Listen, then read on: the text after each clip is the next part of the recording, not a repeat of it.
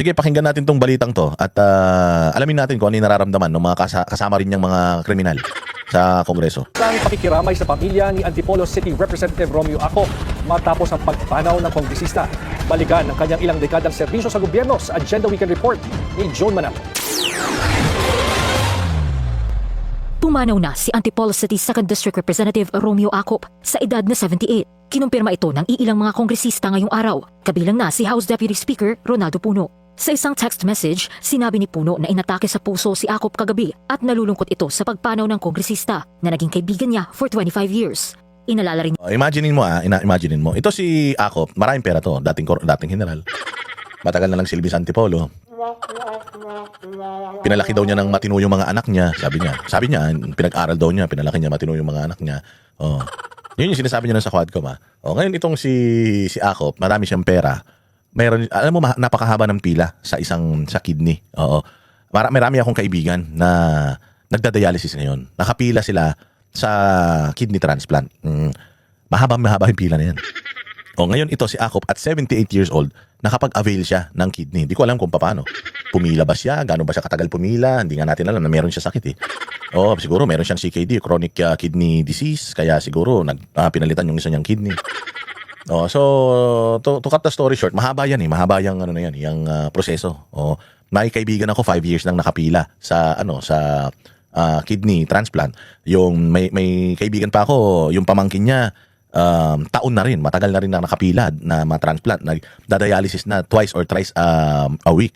Ganon kahirap. Ang tagal na nilang nakapila. Gaano katagal na nakapila ito? Si Acop. O baka naman sa sobrang lakas nila sa pamahalaan, sobrang lakas nila sa gobyerno, sobrang makapangyarihan nila, baka binaypas niya pa. Baka maraming mga nakapila na uuna sa kanya pero inuna siya. Pwedeng ganun.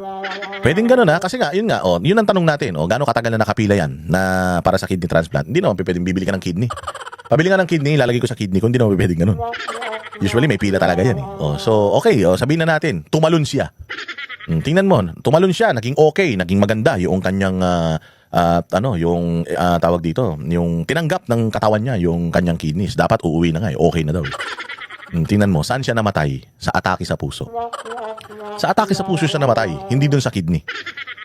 Sabi nga nadugtungan mo yung kidney mo, kahit gaano ka kayaman, kahit gaano ka makapangyarihan, kahit na gaano ka kalakas, kung mamamatay ka dahil sa kidney failure at kaya mong palitan yung kidney mo, sigurado, kung sobrang dami ng pera mo at kahit na kidney ng alien, pwede mong ipalagay sa'yo. Pagka mamamatay ka. Lahat ng perang nakuha mo, na-acquire mo in your lifetime, lahat ng mga, kung galing man yan sa masama, galing man yan sa mabuti, lahat yan, hindi na kayang duktungan yung buhay mo. Kasi bumili ka ng kidney, hindi ko alam kung marami kang tinalunan sa pila para makuha mo yan. O kung nakuha mo yan ng legal dahil ikaw yung number 1 dun sa pila. Kahit na gaano ka pa kayaman, kadami pera mo, kahit isang buong building yung ginto mo, kayamanan mo, o kita mo, hindi nyo na kayang dugtungan yung buhay ninyo once mamamatay kayo. Kaya nga, ang sinasabi natin dito is why do you keep on getting so much wealth, lalong-lalo na itong mga kurakot sa gobyerno? Bakit nyo kailangang mangkurap?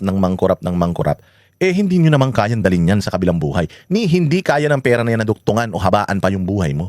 It happened to Enrile. Enrile is probably one of the richest senators. Maaring sa dami ng pera niya, humaba yung buhay niya hanggang 100 plus. Pero tingnan mo, hanggang may hangganan ng buhay ng tao, hindi ka immortal. Kaya nga, dito ako nabibilib kay Manong Chavit Bakit? Kasi si Manong Chavit, mayaman talaga siya, bilyonaryo siya. Yung mga anak niya, ganun din. Yung mga anak niya, kaya na nila yung mga buhay nila. Alam mo ginagawa ni Manong Chavit ngayon? Charity ng charity. Charity ng charity. Bakit? Kasi alam ni Manong Chavit na kahit gaano kadami ang pera niya, kapag sinabi ng Panginoon na times up ka, finish or not finish, pass your papers ka dyan. Diba? Ganun naman yan finish or not finish, pass your papers. Pucha, pag pinagpasa ka na ng papel, tapos ka. Kahit ikaw pa ang pinakamatalinong tao sa mundo, kung mabagal kang magsagot, kahit alam mo lahat ng sagot dun sa katanungan na yun, putik yan. Basta yung hindi mo nasagutan dun sa papel na yun, mali na kagad yun. So, wala nga nang magagawa ron. Finish or not finish, pass your papers. Ganun din dito. Acop, naka-imprenta na yung death certificate mo. Sa ayaw at sa gusto mo, sasama ka sa akin. Sabi niya, teka, yung mali-maliit akong pera, saglit lang, yung mga kayamanan ko, yung Rolex ko, yung mga Patek Philippe ko, yung mga Richard Mille ko, yung mga Dior ko na mga bag. Hindi mo madadala yun. Hindi mo madadala yan. Bakit? Kasi sa impyerno, hindi tatanggapin yan. May mall naman doon. Doon ka nalang mag-shopping. O may pocket money ibibigay sa iyo si Satanas, huwag kang mag-alala. Hindi ba? So ito yung magsilbing aral talaga sa mga kababayan natin, lalong-lalo sa mga magnanakaw sa gobyerno, na siguro man hindi nyo maiwasang magnakaw dahil normal naman sa mga politiko magnanakaw, pero huwag naman sobra-sobra.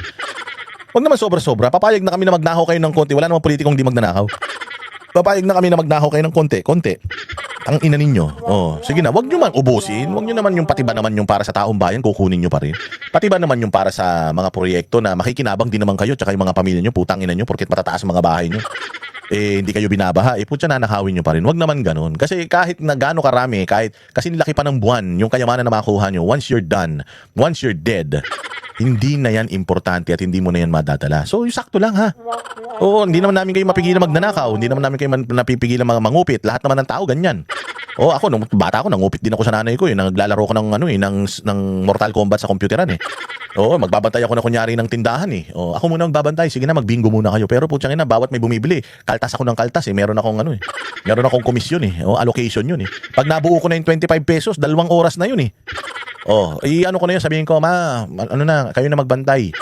Pucha, alam na ng nanay ko yun, nakakulumbat na ako noon. So babalik na yung nanay ko, magbabantay na ng tindahan namin, magko-computer na ako ng ganun.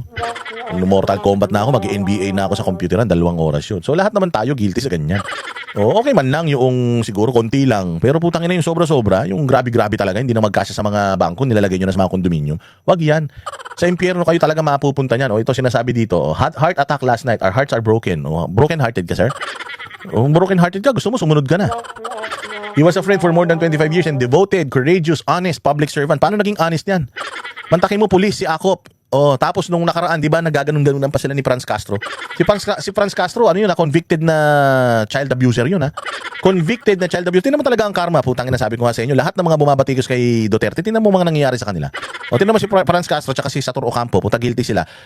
Yung Court of Appeals, dininay yung kanilang, appeal. Ngayon, nasa Supreme Court na. Isang denial pa, putang ina, mabubulok na sa kulungan mga yan. Hanggang 8 taon yata, makukulong ang mga hayop, 8 hanggang 20 years yata Okay, dapat makulong yan si Sator Ocampo tsaka si Franz Castro, sinisisi na naman yung TFL-CAC Kayo nangidnap putang ina nyo, sinisisi nyo sa TFL-CAC. Mga tarantado. Sabi niya, gusto lang kami makulong. Tanga, hindi namin kayo gusto makulong, gusto namin mamatay kayo lahat. Gusto namin maubos lahat ng mga komunista sa Pilipinas. Courageous, paano naging courageous yan si Akop? Diba? Nag-celebrate pa nga sila ni tawag dyan, nagsiselebrate pa sila ni Franz Castro matapos ipa-contempt yung mga kinontempt dyan sa Congress. Courageous. Courageous niyan. Kalaban mo yung mga komunista Ika-PMAR ka, PNP, general ka. Kalaban mo yung mga terorista, komunista, lahat ng masasamang loob. Tapos nakikipag-celebrate ka kanila Paduano. At kay Franz Castro, si Paduano, sabi ni Ka Eric, criminal din yan. Kaliwa din yan at ang trabaho nga daw niyan maglikida ng mga tao. Yun daw ang gawain niyan. Tapos po dyan, nag-celebrate ka dyan dahil congressman ka. Hindi, dapat ang prinsipyo mo firm. Whether congressman ka, kahit kasamang congressman yan, kung magnanakaw kriminal yan, dapat hindi ka nakikipag-celebrate sa mga yan.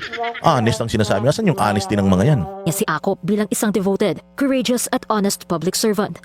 Miyembro rin ng National Unity Party si Akop, kung saan tumatayong Pangulo si Puno.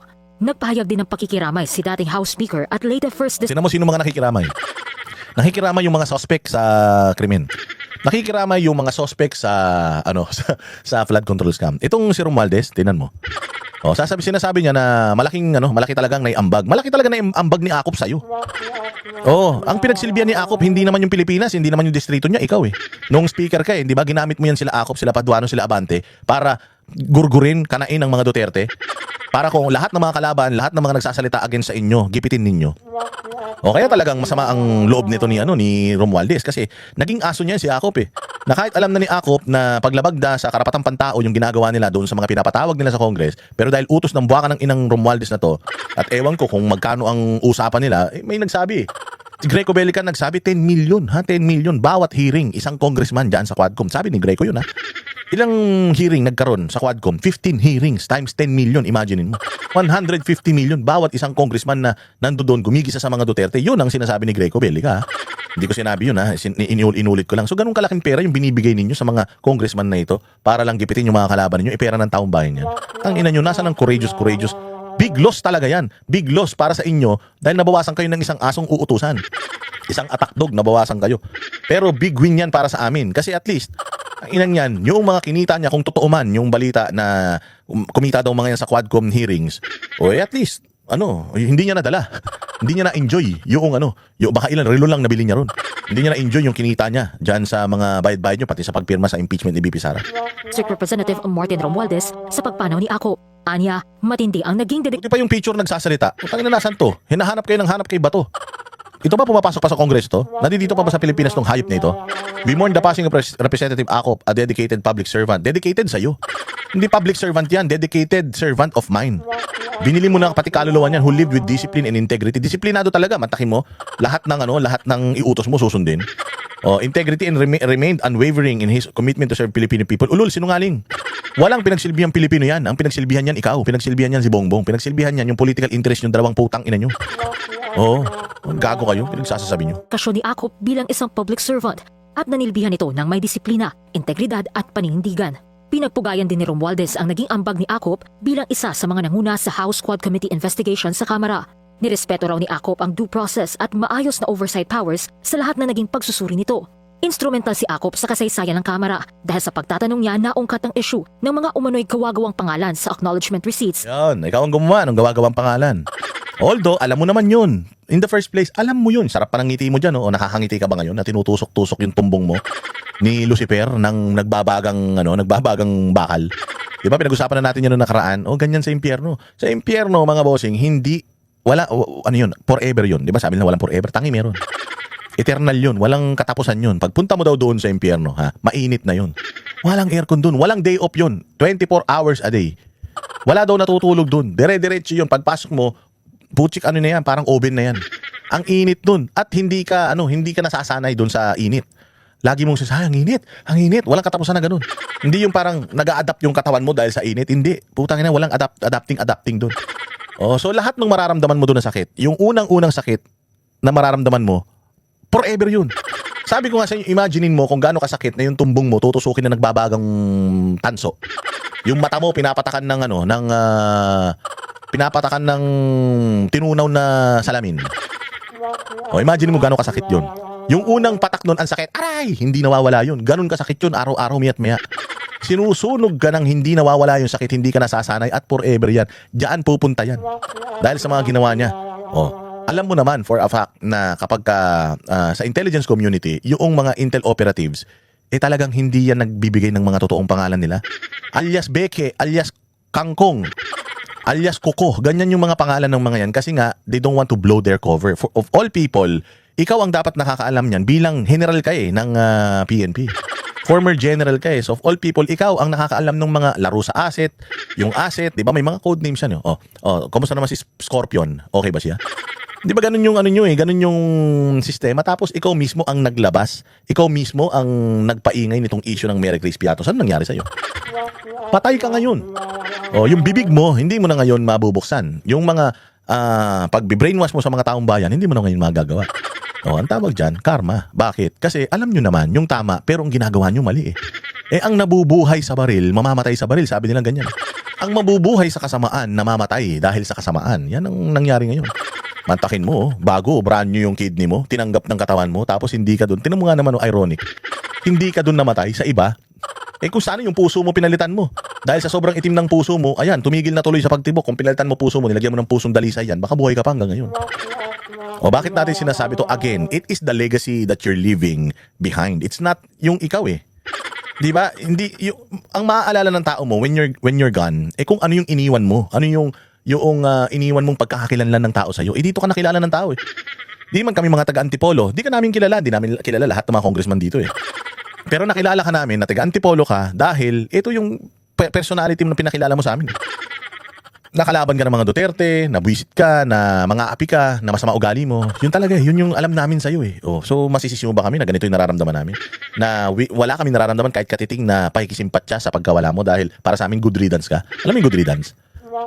Alam mo yung good riddance, yung nakakabuti na nawala ka. Halimbawa sa isang kumpanya, merong isang chismoso na, tamad pa, na empleyado. Pagka natanggal yan, hindi yan kawalan sa kumpanya. Ang tawag dyan, good riddance. Mabuti at nawala yan. Ganun ang nararamdaman ng tao sa'yo. Masisisi mo? Hindi. Kasalanan mo Yan yung iniwan mong legasiya Ng Office of the Vice President at Department of Education na pinamumunuan noon ni Vice President Sara Duterte. Si Acop ang nakapansin na isa sa mga individual na pumirma sa AR ay nagngangalang Mary Grace Piatos, na kalaunan ay naging isa sa mga naging dahilan ng impeachment complaint laban sa bise. Ikinalulungkot din ni Senate President Pro Tempore Panfilo Pinglak. Malulungkot talaga lahat ng mga gustong magtanggal ka sa mga Duterte. Tingnan mo yung mga kinukuhanan nila ng mga nalulungkot. Oh. Nalulungkot itong mga to kasi nga, putya, nabawasan sila ng isa. Oo, nabawasan ng isang demonyo sa gobyerno. Eh, madami pa natitira. O, malay mo naman. Diba? Malay mo naman. Sa nangyaring ito, magpakabait na yung mga yan. Kasi kung hindi pa magpapakabait ang mga yan, eh, i-activate na naman ni Lord. Angel of Death, baba. Saint Michael, Saint Vincent, baba. Oo, ano na yan? Kunin nyo na yan. Pero wag nyo idalhin dito, deliver nyo na kagad yan dun sa ilalim. O, pag ilubog nyan, ilalim nyo pa. Doon ang punta ng mga yan. Lacson ang pagpanaw ni Acop. Sa isang mensahe, kinuwento ni Lacson na dating PNP chief na nakasama niya si Acop sa PNP. Imagine, no, PNP chief of all people, ikaw yung nakakaalam how intelligence works. Ikaw ang nakakaalam na yung mga Mary Grace Piatos, na lahat yan is protocol. Tapos ikaw pa yung nag-expose, putang ina. Di ba? Loko-loko ka.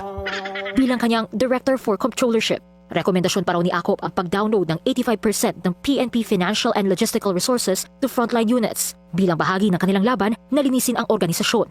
Nagsilbi rin bilang hepe ng CIDG si Acop mula 1994 hanggang 1995. Ayon sa isang police report, isinugo daw si Acop sa emergency room ng Assumption Hospital 10:20 ng gabi. Pero hindi na raw ito na-revive ng mga doktor at idineklarang patay 10:56 ng gabi. Yun na nga, yung sinasabi ni Bongbong. Yung sabi ni Bongbong, hindi magiging merry ang Christmas ninyo. Ayun na nga, hindi naging merry ang Christmas niya. Hindi na siya umabot ng Christmas eh. And we just hope na marami pa sa mga hindi tuwid na mga halal ng bayan ang sumunod na. Sumunod sa yapak nito. Kung nagdasal si Cara David, sabi ko nga sa inyo, kung hindi tayo nakakatanggap ng hustisya sa lupa, baka sakaling sa langit makatanggap tayo ng hustisya. O sa impyerno, di ba? Hindi, yung langit ang magja-judge pero sila din ang magsasabi kung pupunta ka doon o doon. Ako, wholeheartedly alam ko, doon yan, nandoon, sinusunog na yan. And ginawa niya yun. Ginalit niya ang taong bayan, ginalit niya ang Pilipino. So, a lot of people, when you see, yung si Asidre nga, sabi ko sa inyo, nag-post si Asidre, ang daming laughing emojis 5,000 yung laughing emoji, 60 yung umiiyak na emoji. So, doon pa lang malalaman mo na yung pulso ng taong bayan na, buti nga sa'yo. Buti nga sa'yo. Ako personally, yun ang ang nararamdaman ko. Buti nga sa'yo.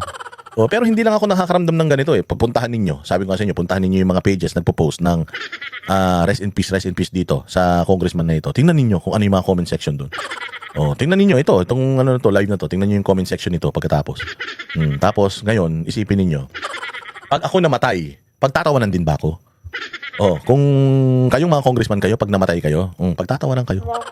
Sobrang bulok ninyo. Pinagtatawanan na kayo ng mga tao dito sa lupa, putang na sinusunog pa kayo sa impyerno. Deserve niyo yan. Diba?